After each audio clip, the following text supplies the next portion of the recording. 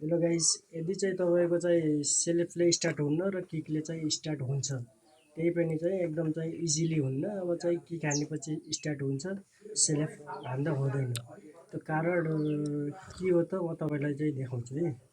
ल हेर्नुहोस्, के अरे यो रकड यो चाहिँ हेर्दा उस्तै देखिन्छ, तर यताको उता पऱ्यो भने चाहिँ स्टार्ट हुँदैन। यसमा के छ त भन्दाखेरि चाहिँ यो रकडको यो भाग हेर्नु है, यो र यसमा चाहिँ प्लेन छ। अनि यो केम सापटमा हेर्नु, यो डिकम्प्रेसरको लागि हो साथी चाहिँ होइन। अब डिकम्प्रेसर भनेको तपाईँको यो हाम्रो चाहिँ जब यो यता पर्दिने बित्तिकै के हुन्छ त भन्दाखेरि चाहिँ भित्र जुन हाई कम्प्रेसर भएर बसेको हुन्छ र त्यसले गर्दा चाहिँ हाम्रो के हुन्छ त भन्दाखेरि चाहिँ सेलेफ हान्दाखेरि चाहिँ हाम्रो त्यो पावरै पुग्दैन क्या। त्यस कारणले किक हान्न पर्ने हुन्छ र किकमा पनि इजिली स्टार्ट हुँदैन। जस्तो कि अब चाहिँ अब हाम्रो एफजेटहरूमा चाहिँ त्यो हाम्रो केम सापटको त्यो दाँतीमा चाहिँ यस्तो पिन जस्तो हुन्छ, त्यसले चाहिँ डिकम्प्रेसरको काम गर्छ। अनि हाम्रो प्लेजरमा चाहिँ फेरि तपाईँको चाहिँ यहाँनिर एउटा पत्ती दिएको हुन्छ र त्यहाँ सानो चाहिँ त्यो उस भएको हुन्छ। तर यसमा चाहिँ यसको सिस्टम चाहिँ यहाँ दिएको छ क्या, डिकम्प्रेसरको। त्यही भएर चाहिँ डिकम्प्रेसरवाला यो रकड छ नि, डिकम्प्रेसरवाला रकड चाहिँ यो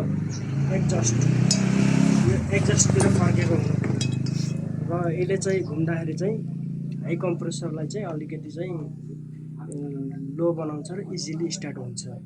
अनि प्राय केसहरूमा चाहिँ अब भनौँ न, यदि यस्तो टाइपको छ भने चाहिँ यो चाहिँ एकदम ख्याल गर्नु होला साथी। यसले गर्दा नै तपाईँको चाहिँ स्टार्ट नहुने हो।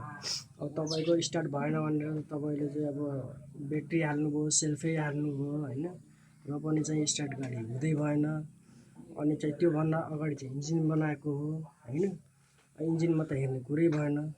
तर के छ समस्या यहाँनिर छ साथी चाहिँ हो। त्यस कारणले गर्दा चाहिँ इजी स्टार्ट हुँदैन तपाईँको चाहिँ। र त्यही यो साथीहरू चाहिँ ख्याल गर्ने पर्ने कुरा चाहिँ टक्क चाहिँ यो हेर्दा सेम छ, केही फरक छैन।